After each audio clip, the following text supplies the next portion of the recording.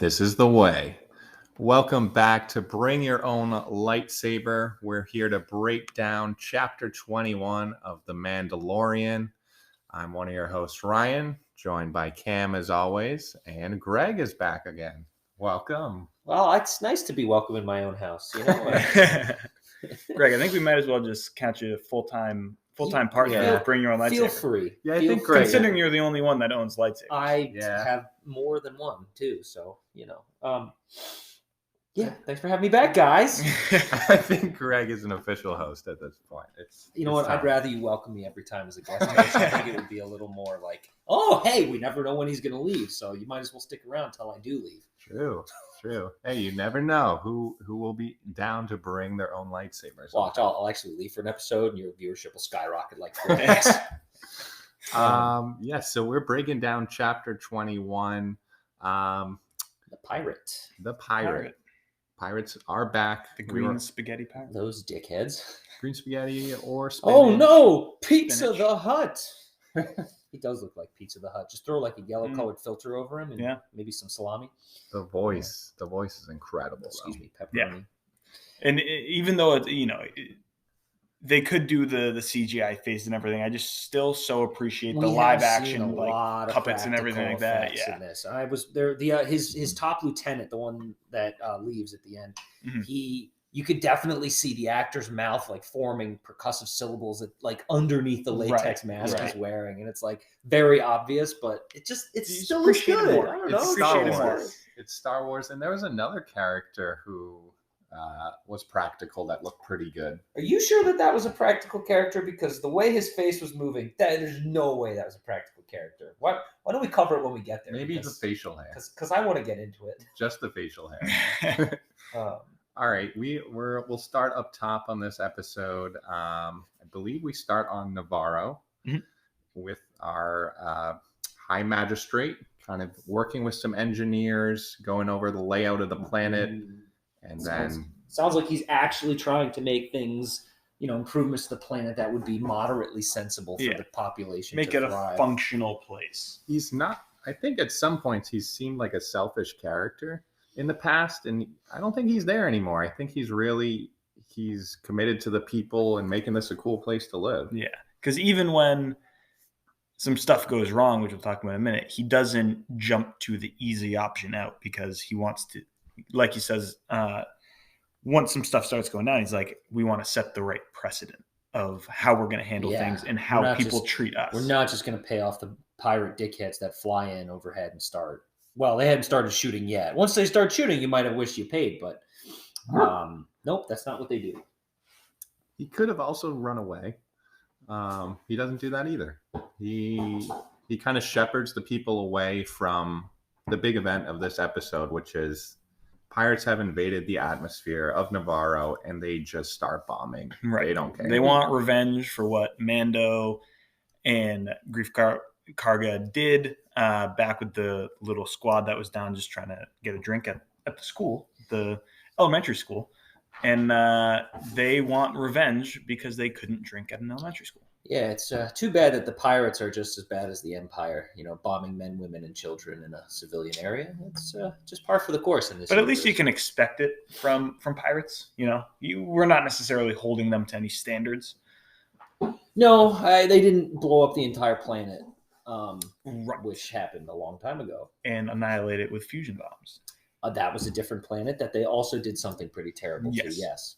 And we'll see this later on. I don't think their ship was the most high-tech. I don't think they quite had the weapons. Or maybe they just weren't using it. I bet they didn't know how to use it. Yeah, to Cam's point. I thought it was a really good-looking ship. It was a cool ship. I was hoping maybe they'd have shields, but no. Reminded me of some kind of ship. No shields. Just taking a lot of shots. They did not seem to have shields. I thought about that. Did they need to turn them on? You're right. Maybe they didn't know Maybe it's just an older ship. Yeah, I don't know. They weren't there firing on all cylinders. One thing we also pointed out again was just like the covert, no air defense systems on Navarro. Yeah, no even early detection system. Warning, the warning was the translation droid walking into Grief Karga's office after he saw the ship with his own eyes. They're hailing you. Yeah. Okay.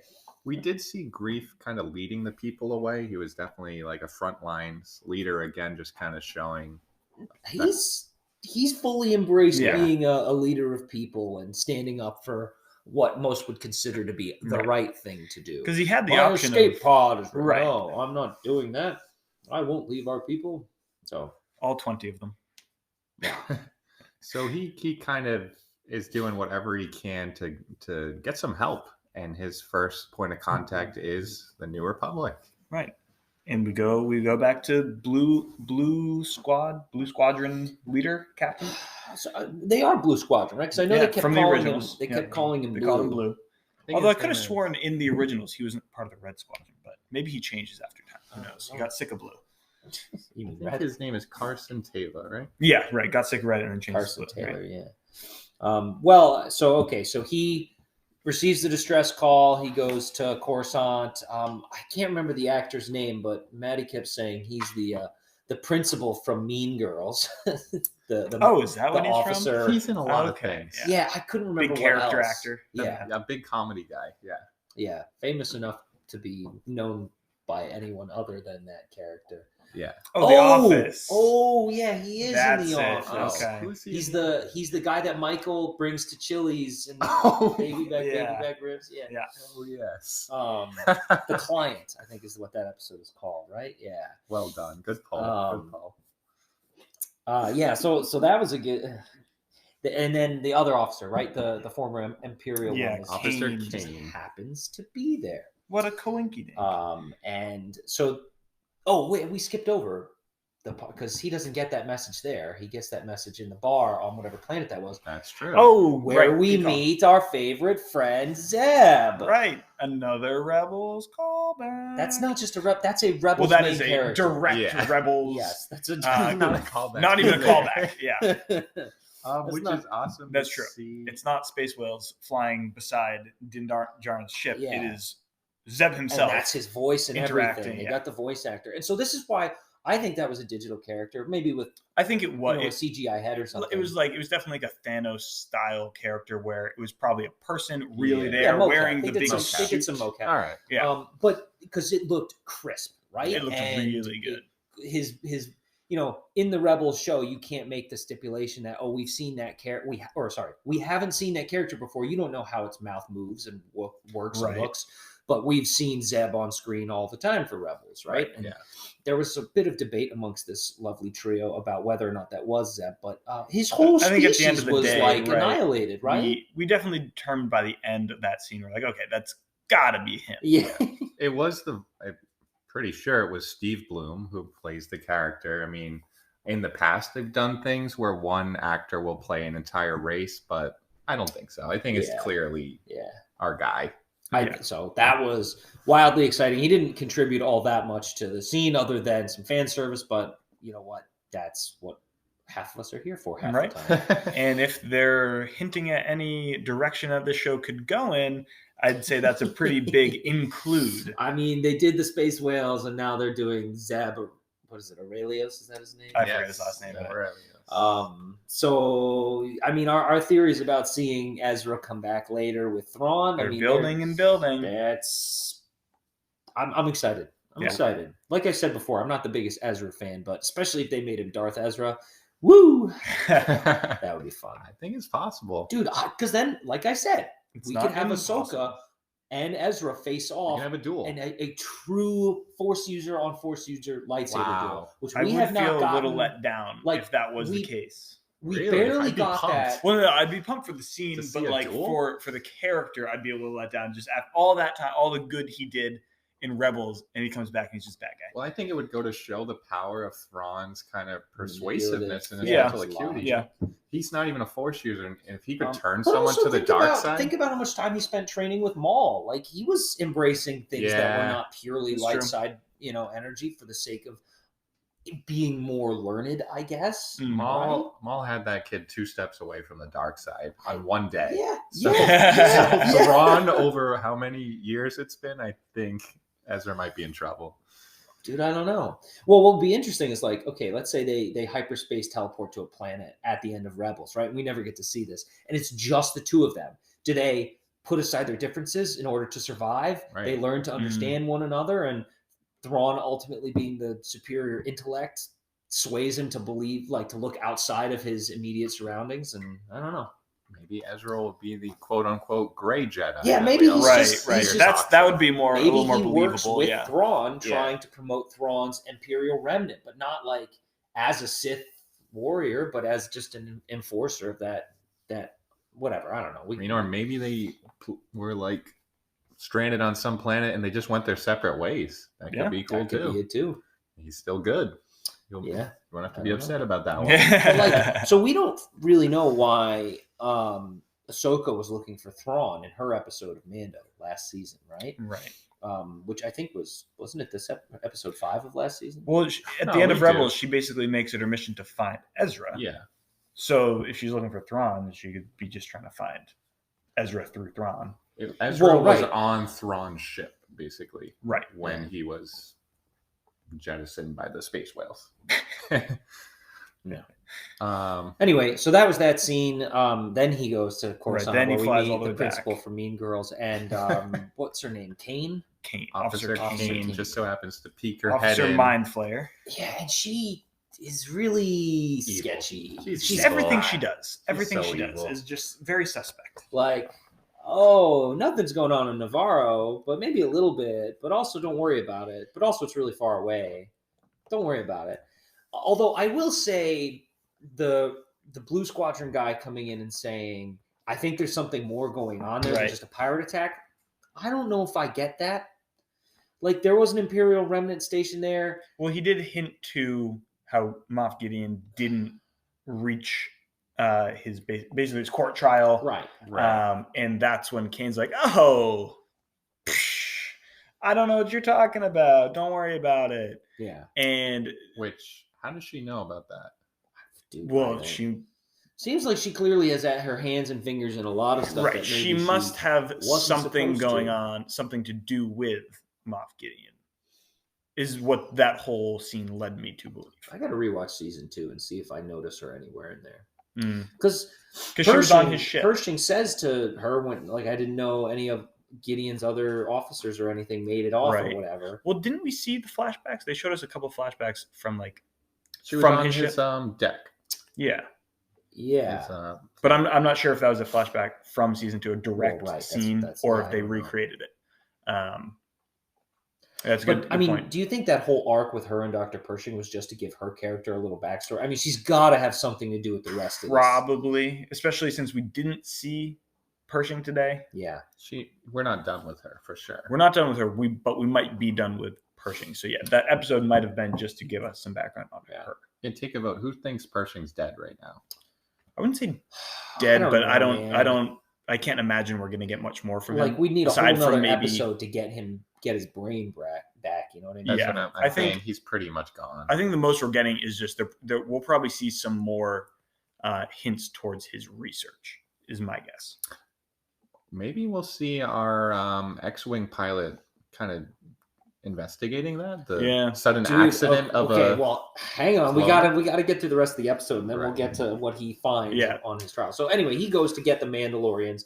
He reunites with Red 5 or R5. Sorry, that's a cute little moment. Nice the little sleeper agent of the Mandalorians. And then they're like, well, we could just kill him and take his X-Wing, but then Din is like, hang on now. Right.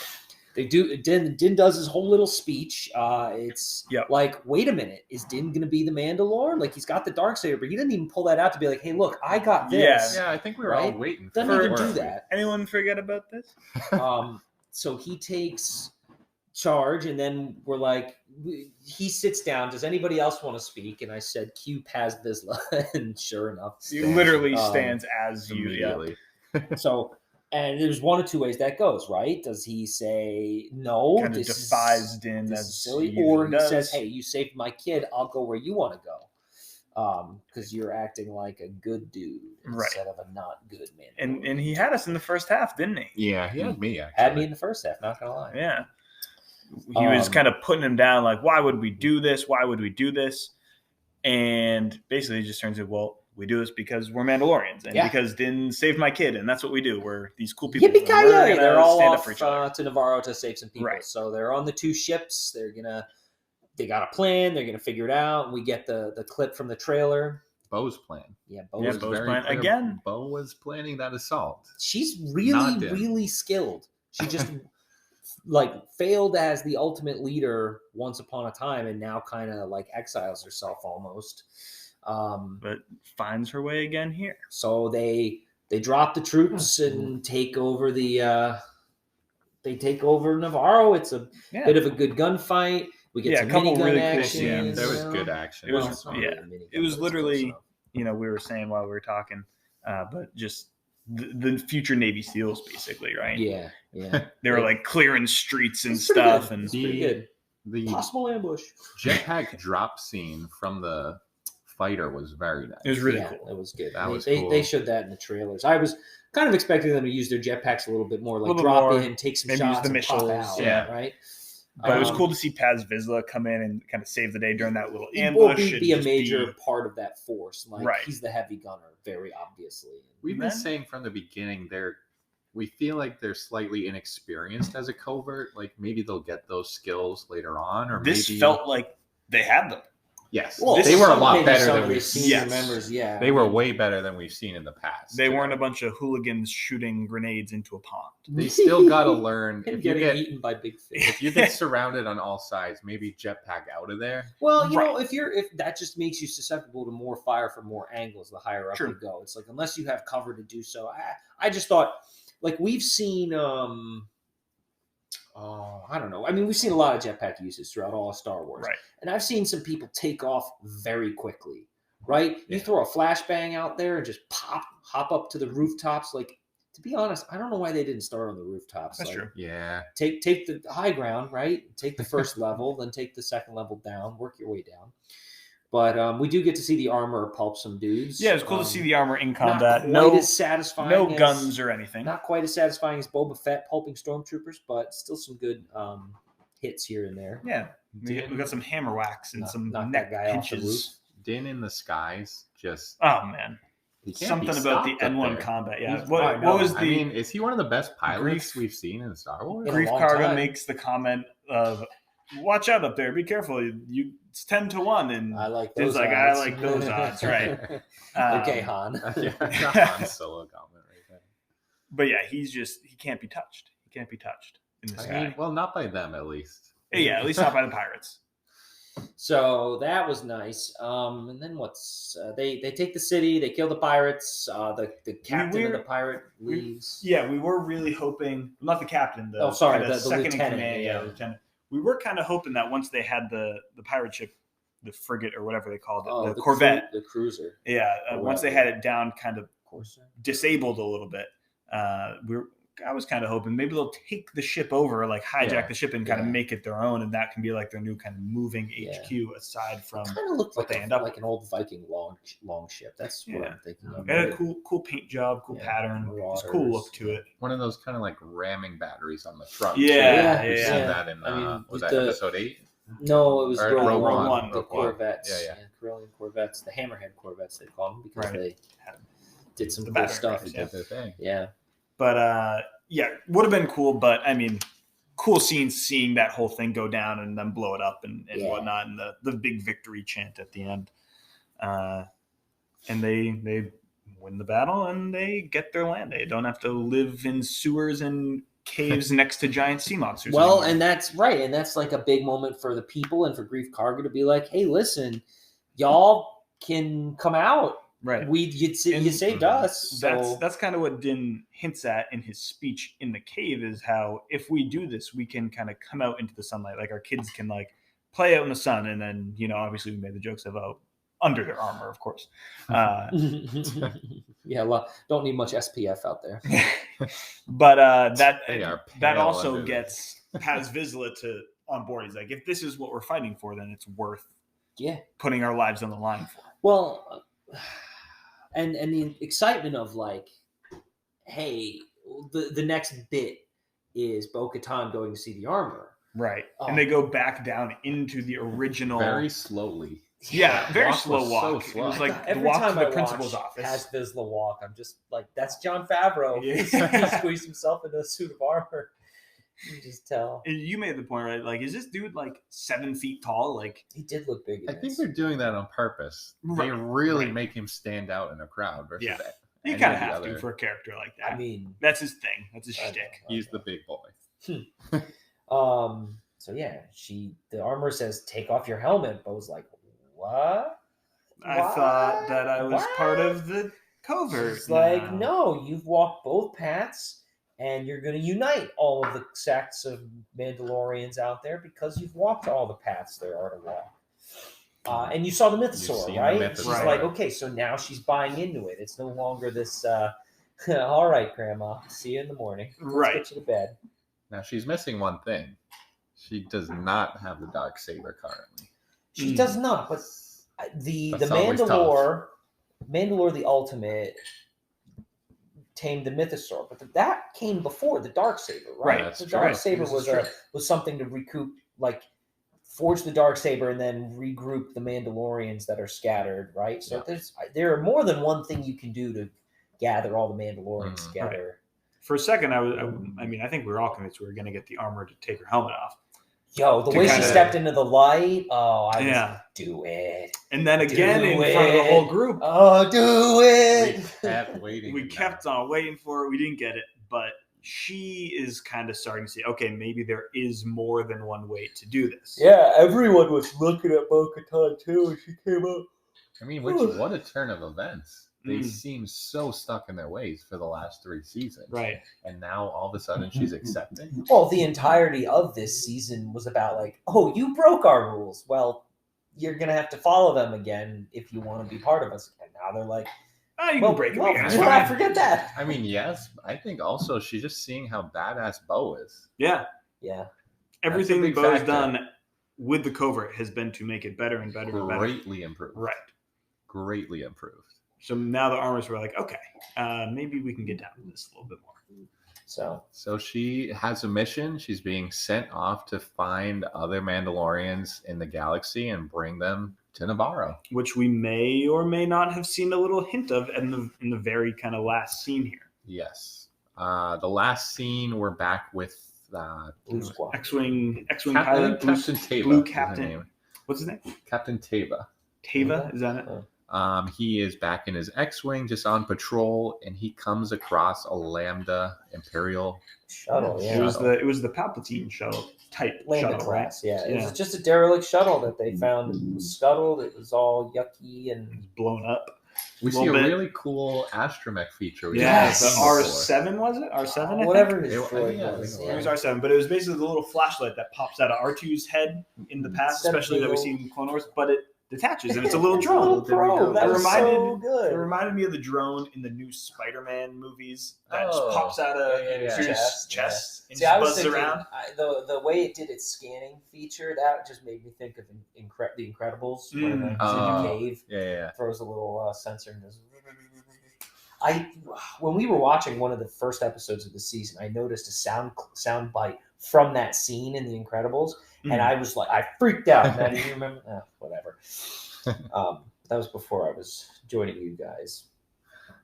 I replayed it like 4 times too, just to hear noise. Yeah, we do like. Yeah, it was a cool little scene, and obviously we get like the live feed on the ship, so we're kind of watching it. A lot of this through the drone. I'm waiting for an alien to jump out. I was like, yo, could this be like a Yuzhan Vong tie-in? Are they gonna say that's what happens between the rise of the First Order and the end of the Empire? Like the Vong show up and there's maybe a squid alien on there, something crazy. You don't usually see ships with just a hole carved in it. That was a big hole, too. Right, it was, and lots of debris floating out. We obviously saw lots of dead people. So they checked the manifests and the stuff and the other thing, and it's, hey, this is Moff Gideon's shuttle. One of you want to bet his body is not here. So, super. And they do some more digging. Yep. And unfortunately, and the scan reveals a bit of Beskar. Yeah. Beskar alloy. And it's just, it almost looks like a bracelet kind of stuck into the wall or something. I put that clip up on the screen. We paused it, and I stared at it for a solid 60 seconds, and I could not figure out what it could have been from. I'm sure we'll probably, maybe beginning of the next episode, we'll see them kind of go in, dislodge it or something. But regardless of what it is, I mean, we kind of had a few ideas of what it is. My immediate reaction, being the Rebels fan of the three of us, was that what if it's Sabine Wren, right? They're bringing back all of the we've got all the callback. Well, I keep calling them callbacks, but now they're literal what have we things going on in the show. This season, we've had space whales. We had space whales, and now this episode we got Zeb. Straight up a character from the show. Yeah. So if they're bringing like the ideas and now characters back, my thought was like, well, let's get the squad back together. Let's bring them all back. What if it was Sabine, right? Yeah. Not Satine. Not Satine. No, yeah, I made that mistake. I thought he was like, what are you talking about, Satine? Yeah, she's dead. Now that you say that, that is a very Rebels thing to do, just sort of intercepting a ship and going undercover and getting someone out. I feel like that was a plot of like many Rebels episodes. Yeah. So why did they want Moff Gideon? Like, why did they need to take Moff Gideon out from the custody of the New Republic? Right? So once we figured out that Moff Gideon was gone and we were like, who would want Moff Gideon? We kind of started to think of if it is actually Mandalorians. And again, of course, we know at this point, Mandalorians aren't the only ones to have Beskar. We know that the Imperials have lots of Beskar still. Yes. So easily could have been them. But if it is Mandalorians, we still know that there are this fleet of other Mandalorians that were following Bo-Katan before. And what if that is the group that Bo is now kind of chasing? They still want some revenge on Moff Gideon. Maybe they still think, I think we figured out that they don't think he has the Darksaber. Maybe for whatever reason, some of them still think he does. But what if it's, the Night Owls and these other Mandalorians that Bo was with before? We're going to go see her get these Mandalorians to have them joined with the covert. Yeah. And in the process, she finds out that they have Moff Gideon like in their custody or something like that. I'm getting a little nervous that this whole season is just going to be filler. Hopefully not. I mean, okay, so season 1, the first episode, he goes and finds the child. The second episode, it's filler because he's got to get his shit back together. Third episode, he gives the kid off and gets his armor, but then he's got to go rescue the kid. So the second episode is kind of filler. The fourth episode is kind of filler because they're just hiding on this random world. The fifth episode was the heist one. So it's kind of filler. The sixth episode, I don't even remember. There's something I'm forgetting in there. But the fifth or the seventh and eighth are like main story, right? Right. First, third, seventh, and eighth main story episodes. So I want to know, like, okay, I mean, what parts of this are supposed to be like part of the main story? Because we don't know what the overarching story is. This is going to sound weird, but I'm almost thinking the Rebels setup is kind of a part of the main story. Yeah, I think so. That would be just knowing that an Ahsoka's show is on the horizon. Right. So some of it's definitely going to be set up for that. Right, but it's not. What I'm suggesting is it's not self-contained and it's not written. Yeah. And it's not expressed to the viewer. Like we still don't even know what the main plot of this season is. We don't have a clear storyline right so now. So it feels like it's just filler towards like. Right. Okay, so they're going to do a Mandalorian redemption arc. This is going to be all about Mandalorians unifying, which, we hypothesized that a lot. But last season it was reunite Grogu with the Jedi. Right. Then the season before that it was protect Grogu from the Empire. Right. Okay, and both of those two things were kind of back and forth in both seasons. But there were still major parts of it. And it's like, I feel like we don't have that yet. Right. And I know what you mean, but at the same time, I'm almost okay with just as long as we keep getting cool stuff and cool information and just like getting these bits and pieces. I'm almost okay with it just setting up a bunch for the future and kind of this being not necessarily the main focus of where Star Wars takes us, but if this is going to set up a lot of those things for what we can expect in the future, it wouldn't be the worst thing in the world. Yeah, it's very possible this could be a setup season. But at the same time, I don't think I still think we're going to get some bombs dropped. Yeah, I just wish we knew what there is a mission to be accomplished here, and I wish we knew that before episode 5. And I feel like we we know what they're going to go for because we're speculative, but. And that's a good place to stop on our kind of recap of the episode. We'll take a quick break and come back with some more of our theories.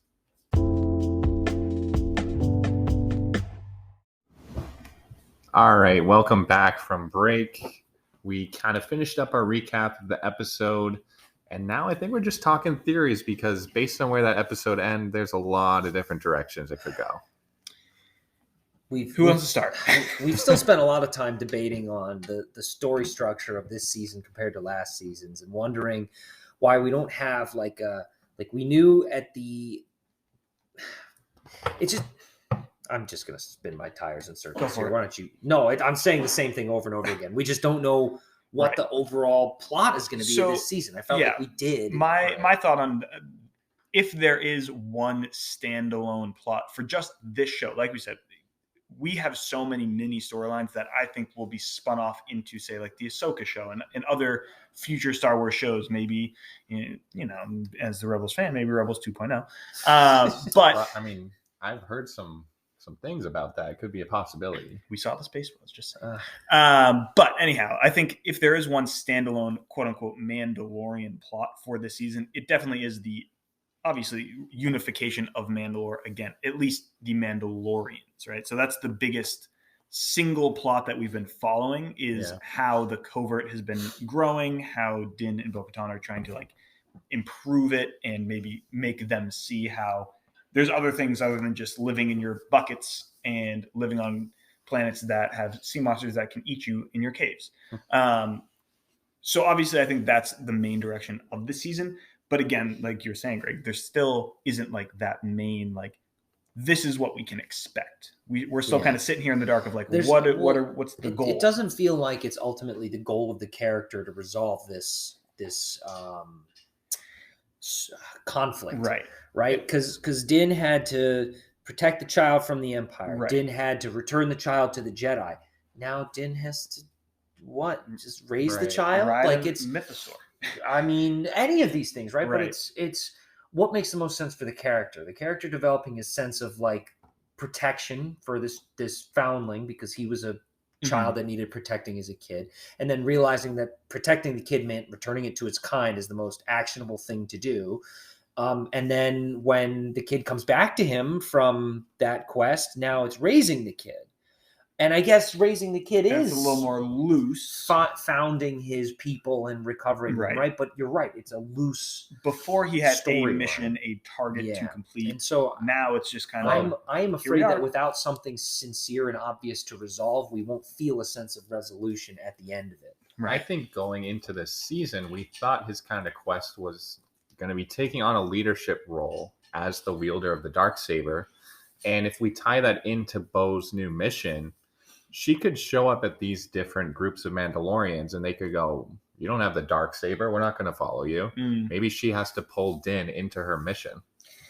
And I think if Din has something to fight for, right, the more time he spends with this covert, I mean, because he was a part of it before Grogu, before anybody. He was a bounty hunter bringing home scraps for his covert, right? And now they're doing that again, the covert. So is he just assimilating back into his culture? And I think that's obviously what happens. But I felt like we got so much development of the character growing beyond that his pure motive to get back into it just feels like regression. And I guess obviously a lot of that retracing of steps began when he gave Grogu up, right? He was like, okay, I'm going to go back to my people. Like nothing else feels right. But then Grogu comes back to him. Right. So now we're back to the people and we have Grogu. Yeah. I don't know. This is episode 5, right? We're more than halfway now, and I still feel like the overall plot is we going to see Imperial remnants? Is it a setup for Ahsoka and Thrawn, and maybe we're bringing Rebels 2.0 into the mix? Or is this the Mandalorian show? What's their overall motif going to be? It gets a little bit muddled, at least so far that we've seen, between Mandalorian and the Boba Fett show.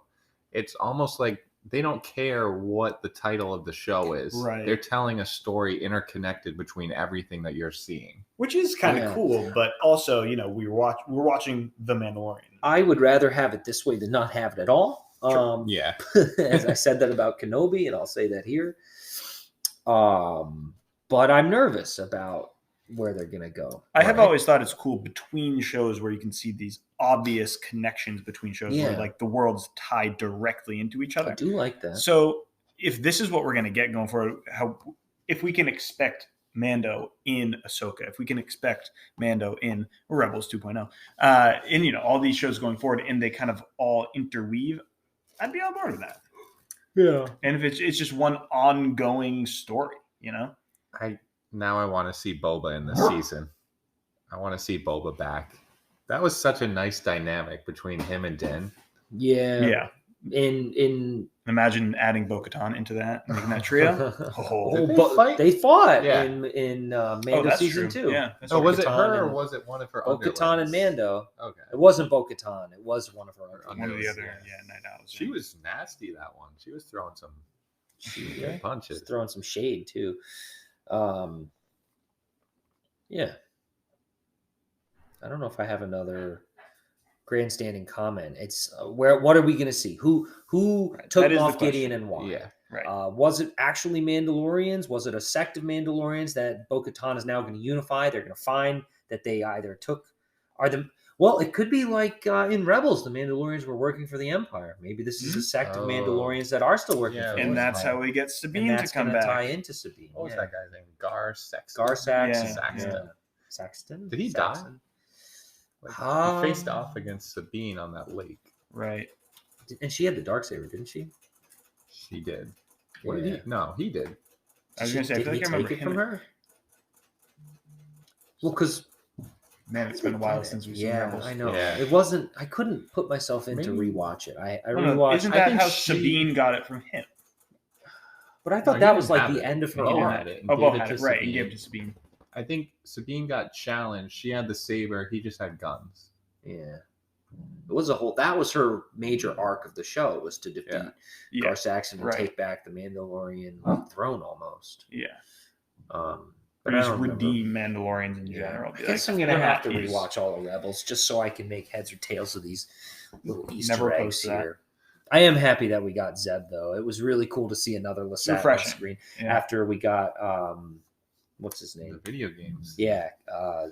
Cal's mentor and master. Mm-hmm. He was pretty cool. With its double saber. Jaro Tapal, yeah. Right. Yeah. I love that game a lot. The next game is coming out awfully soon. Yeah. We're going to have to cover that in this podcast, too. I'm down. I'll get it and play through it in like Switch? A day. Yeah. I only have Switch. It'll be on PlayStation. I wouldn't mind doing it here. We can play it over FaceTime together. All right, fill me in on the story. Yeah. Just going back to the Lambda shuttle, I guess my theory that I'm stuck on is this looks like a setup by the Empire, in my opinion. Maybe, hold on. Sorry to interrupt you. Maybe that's why they delayed the release of the game. The game was supposed to release early March, I think, and it got delayed to late April, which is coincidentally right when Mandalorian Season 3 ends. Yeah. I wonder if there may be a major character in that game. Are we going to be a video game podcast now? I don't. Well, I mean, what other Star Wars content is there that's coming out? Bad Batch just ended. I watched the finale this morning. It wasn't bad. What's Cal Kestis? Is that Cal Kestis? Yeah. He's alive currently. We could get Cal when we finish this show, we could cover the first game in detail and then go back and play it. And we know his character in the movie is literally based on a live action actor, the guy from Gotham. Gotham. He's in a whole bunch of stuff. What's the timeline? Shameless. That's what I was thinking of. So that he faces Vader, right? Yeah, I think it's like 9 years after the Purge.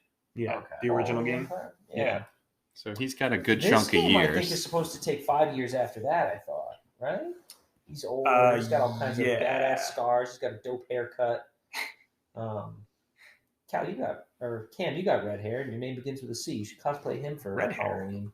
I got red hair. I mean, is he gonna fight Vader again, or is this now after? Dude, it'd be cool to see him fight Maul, and that'd be cool. Maybe you win, but it would be cool to see him fight Vader again after he has more experience. From Rogue One, Kira? No, sorry, from the Han Solo movie. Kira, yeah. I liked her. Did nothing with her. I love the actress, dude. Well, they just the movie bombed because people boycotted after The Last Jedi ruined everything, and then everybody was like, "Oh, well, I guess nobody wants to see this in the first place." But now nobody wants to watch the sequel. I liked it overall. I liked it It too. It wasn't amazing. So but It I wasn't, but it was just It was fun. cool. It was fun. Yeah. It was just a fun little isolated adventure. Donald Glover as Lando was Oh, not so bad. He was great. So good. His He droid was a funny. bit much. His droid was a bit much. Yeah, And but now it's the whatever. Falcon, I guess. Yeah, I didn't mind it. I thought it was pretty funny. And we got Han and Kira, Chewie. I mean, I love Woody Harrelson. I thought he was terrific. And we he was got an awesome character. Tandy Newton or Thandy. I can't She was remember. in it how to for a pronounce her little name. bit. Yeah, my sister worked with her for a while on in London. She was doing. She's in production for some studio or something. Nice. Yeah, she was her assistant or something like that. Anyway, Any final remarks? cut that. Well, I was just going into my theory of I think that piece of Beskar might have been placed in there by Imperial remnants to make it look like Mandalorians. That's a better theory. Caused this accident. Yeah, why would a Mandalorian leave their Beskar behind? That's just, and it doesn't break really. So what? Right. What fragmented? Like we had talked about. What is going to break the Beskar? We had talked about the Dark Troopers using Beskar alloy in their manufacturing. That's why the Empire had all the Beskar. Okay. But to be honest, Actually, that's that a wouldn't good make point. sense why Luke Skywalker could chop through them like chop suey. And so Because maybe it's only now. No, you could be right now. That could have been part of a Dark Trooper going in, pulling him out, using its jet. Yeah, because if they're only using like very, very like low concentrations of Beskar alloy or however to stop a lightsaber, conceivably work, we knew it had to be pure Beskar, Yeah. right? So if it's an alloy, it Yeah, wouldn't Luke quite- isn't crushing pure Beskar that way. I Well- don't think. Not that easily. not with a lightsaber, but and Luke is Luke. He's supposed to be ultimate superpower Skywalker blood man. I don't think many it's the coins? strongest Beskar on those. Yeah, no, No. I don't think Yeah, so either. it's definitely a mix. Like it's maybe that- welded in. It Okay. was cool to watch them just try to punch through a door. To me, Yeah. Like John Favreau, having directed Iron Man 1 and 2, had a lot of input on the way those things worked. Yeah, Right. out in in that space. episode. They looked great. Yeah. I think that's That my was leading. Iron Man in That's Star now. Wars. That's now my leading theory that actually might have been a Dark Trooper pulling him out. That's your leading It's theory. it's a really good thought. Yeah. But then we bring that up as like what is leaving fragmented Beskar. So what I don't understand is how do they breach? Although didn't they actually mention? Didn't the little drone scan it and our little X-wing pilot said it was Beskar alloy? Didn't he say He that? said Beskar alloy. alloy. Okay, Yeah. so it's not pure Beskar. Well, so I don't know if they refer to the alloy that makes up their armor as pure Beskar or Beskar alloy, because like There's iron, no way it's pure. iron Beskar. is a strong metal, right? But it's only made into steel when you alloy it with other Right. elements to Right. make iron, right? Isn't that how that? I forget my chemical engineering or my material science. But alloying metals and elements helps improve their strength. Like the substitutions makes their matrix or lattice stronger, right? So alloys are Captain America's shield. Correct? alloys are typically supposed to be stronger or sometimes strategically weaker than their right. original element Right. I'm components. thinking So you don't mix anything with Beskar if you want to make it better. Right. You know what? If that's the way the universe wants to take it, I'm totally fine with Because it. Beskar is basically it just reminds me of vibranium. It is, Right. yeah. Yeah. You're not mixing it to make it better. If anything, you're mixing it because you don't have enough of it to make it'll be slightly worse than pure Beskar, but it's better than no Beskar at all. Yeah. You know, I think, did we talk about it last week that we think it's funny how they only ever seem to get shot in the armor, but the plot point about that being, well, maybe there's an energy attraction for Beskar, like pure Beskar, like it pulls the plasma bolt through the air towards its target, like almost magnetically. Well, then you look at someone like Paz Vizsla, and he's literally head to toe in Beskar. He is a big boy wearing a lot of All the big boy armor. legs, shin pads, forearm, elbow, Yeah. he's got everything covered. But Maybe they have some other armor like under their I don't know. clothes or something. Well, Grogu's wearing chainmail, so Yeah. But that's a good point because if we know that all the Mandalorians only wear pure Beskar, like we've seen the armor literally mold it and shape it, and it only ever is pure Beskar. So that's a good catch that they did say alloy. I think. So that makes me think it's probably not Mandalorians, and maybe it was a setup. well, But also the Empire had a lot of pure Beskar that they Enough were to able pay to Din, give yeah. Din in the first season. Right. But think about, I'm like visualizing how much like they gave to him they definitely don't have enough to make it all into pure armor for all of their stormtroopers. Well, they wouldn't. They don't waste armor on stormtroopers. Well, exactly. But even the the dark troopers or whatever we're calling them. Speaking of the general, just sort of, I guess, lack of a storyline overall in this season, one of the other unfinished plots is Grogu's flashback. Oh, from last episode. It almost feels like just lack of Grogu in general. Yeah, I was thinking when we were talking about the past 2 seasons. Very true. Any theories we have on that came to us? On what went down with him with Ahmad Best. What happened next? I can't say anything from this episode. Nothing made from me this episode. think of what could have happened. Did something make you think? We something? may get more flashbacks later. Maybe we'll get to see another show that has that in it. Maybe, I don't know. What I heard from another YouTuber was their theory is that ship that took Grogu away was called there by Senator Banks of Naboo. Yeah, well, because it's a Naboo ship, and who else would have Royal Guard on Naboo with a Royal Naboo cruiser? Would be Padme or Jar Jar, right? Unless the Queen was there, but I don't think the Queen was there during Revenge of the Sith. Well, we know what was going on with Padme at that time. Yep, she was very, very busy. Do we think we could see Grogu with some Gungans in the future? That would be pretty awesome. With Boss Nass. It'd be hilarious. Holding up Grogu. It would be hilarious. Peace! It'd be hilarious. Maybe I think it'd be funny if Ahmad Best just like murdered all of the Gungans just for that's dark. Dark Jar Jar dark. Oh no. I don't think it would be ridiculous to see Jar Jar again. Oh my just god! Based on where that episode ended, him acting two characters at the same time. I mentioned Bandit Incorporated last time we were talking about it because he did the rewrites of the prequels and he made a very big joke about the Gungans. He was like, and then so he rewrites all the timeline order for everything in that trilogy. Anakin goes down into this underwater world where the rumored Gungans were, and oh no, they're dead. They're all dead. Something killed every last Gungan there ever was in this entire planet. They're all their corpses are piled up here. It was like, it was very funny. And now I'm just picturing the person doing that being Ahmad Best. No, I don't think. No. I don't have any ill will towards the Gungans. I don't either. I think that would be. What did we? It makes me more mad that it makes other people take this universe less seriously because we had hokey characters in it. Like, I want everyone to take it as seriously as I do. You can't take failed comic. You have to take failed comic relief with a grain of salt. Yeah, right? You can't let it ruin the whole thing. Boss Nass, and who is the other kind of general dude on the battlefield? Oh, Tarples. Captain Tarples. Yeah. He's a staple of our childhood. What was I sent you guys? What was his name? They released Ahmad Best's name, Jedi name.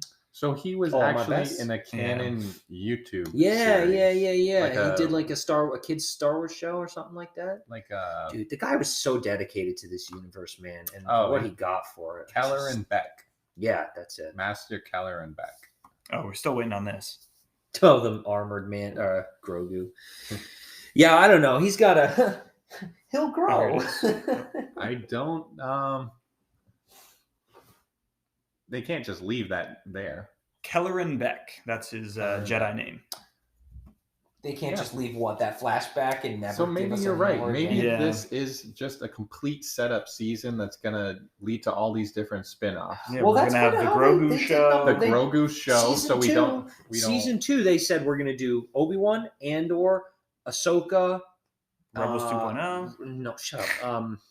Hey, I think that's a thing. There were five shows that they said they were going to do. Ahsoka. Yeah, Acolyte. That's what it was. And one about and Mando season 3, obviously. Commandos of the New Republic or something like that. We're going to do that? Oh, that would have been fun. I think it's still there. They're kind of doing Republic Commandos in Bad Batch, but they're not labeled or anything, and they work for the Empire. They had one in the Clone Wars. I started the traditional one. What if the Acolyte? It was a tough start for me. It's a tough show. It's just not as good as the Clone Wars. Yeah, it's just too bad. Bad Batch. So far, season 2 is over. I just finished it. The finale was pretty good. There was a major event that made you feel like, okay, there were consequences for this group of people. I know Commander Cody shows up. Yep. I don't want to spoil it for you, so I don't think I'm gonna watch it. The tone and the music and the environments and like the crispness with which they like CGI these fake worlds feels great, right? Paired with the music, and the characters take like long, hard, contemplative glances over the horizon, and it's very scenic and pretty, but it's written for toddlers. Yeah. So I'm just looking up. You're like pulling whatever you can out of it. Yeah. Well, I wanted to say that I enjoyed spending my time doing what little free time I had doing, and I enjoyed a little bit of it. They had Cad Bane in it last season. Did they? In season 1? Yeah, they did. That's right. He abducted Omega, and they had Fennec Shand too. The destruction of the cloning facility. Obviously, Fennec Shand was based on the live-action Fennec Shand, and Cad Bane in Boba Fett was based off of the animated Cad Bane. What a terrific character he was from Clone Wars. Yeah. I loved his arcs. I thought they could have made him look a little closer. For sure, but whatever. It was cool to get his voice, and he was a badass. He was pretty good. Yeah. I think we're not even talking about this episode anymore. I was just going to mention, we talked about the Acolyte. The Acolyte definition, one of the definitions of it is an assistant or helper. Yeah. So imagine do we have any information on the Acolyte? I know we were kind of conspiracy theorying about it. I will do my research. Okay. So I was just thinking, what if that show is the story of Grogu after Keller and Beck? This Everyone want a homework assignment for next week? I'll look up the Acolyte. Yeah. You can look up fan theories on Rebels Season 2. All right. Or version 2. Yes, we have some homework for our next episode, which will be episode 6. The season's almost over. Maybe we'll get a plot soon. Hopefully we'll get some big bombs dropped on us next episode. And not like fission bombs. Hopefully not fission bombs. No. Well, unless they're flashbacks. I kind of enjoyed watching that sequence. It was pretty Terminator-esque, as I said before. That'll do it for this episode of BYOL. We'll come back next week for that episode 6 up until the season finale, and hopefully some Ahsoka, maybe Rebels 2.0, Grogu show, Keller and Beck, Gungans. We're here for it all. Please, no Gungans. Give me a Mod Best with lightsabers. Don't give me Gungans. Come on, Boss Nass. All right. That'll do it, folks. And remember, always bring your own lightsaber.